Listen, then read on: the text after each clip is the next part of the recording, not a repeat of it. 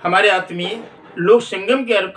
परिकल्पना में, लोक में जब संगम आप करेंगे यानी स्नान करेंगे, स्नातक स्थितियां बनेगी, तब जो पवित्रता आएगी, तब जो आपकी आराधना होगी, उसकी चर्चा में जब अर्चा की स्थिति बनेगी, तो फिर जीवन की यात्रा उस ओर ढलेगी जहाँ विकसित स्वरूप की अवधारणा होगी। अभी आप देख रहे हैं आर्थिक बहाव में भारत को जो आर्थिक प्रगति की ओर ले जाया जा रहा है, जहाँ 1947 तक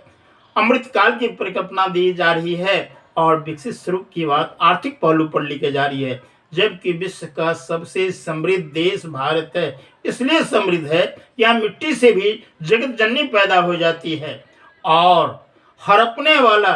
अगर संतोष से जुड़ा नहीं हो तो फिर अपने आप में तमाशा बन जाता है, और उसके मुक्ति के लिए, उसके निर्वाण के लिए, उसको दंड विधान देने के लिए परम ब्रह्म को आना पड़ता है, और एक संदेश जाता है, स्वर्ण के प्रति जो आकर्षण तुम्हारी बनी हो, स्वर्ण नगरी में भी तुम चैन से नहीं सो पाए। और तब जो भारत का जो रामत्व है, जिसमें मर्यादा की परिकल्पना है, उसकी अवधारणा में जब जीवन ढलती है और यहीं की धरी के धरी रह जाती है, और अपना कर्म ही लोगों के साथ जाता है, और कर्म की स्थिति निर्भर करती है आपका संचित कर्म क्या है, क्रियमान कर्म क्या है, विकर्म क्या है। और इस गहराई में कर्म गहनो गति जब आप अपने को समझने लगेंगे, तब आप अपने आप को ही अगर मानने लगेंगे, तो स्थितियां आपकी उपलब्धियों में ढलेगी और जीवन की यात्रा प्राप्ति में जाएगी। सुख शांति समृद्धि से आप जुड़ेंगे और जीवन की उपलब्धियां इन्हीं मंगल कामनाओं के साथ आपसे जुड़े। बहुत बहुत साधुवाद।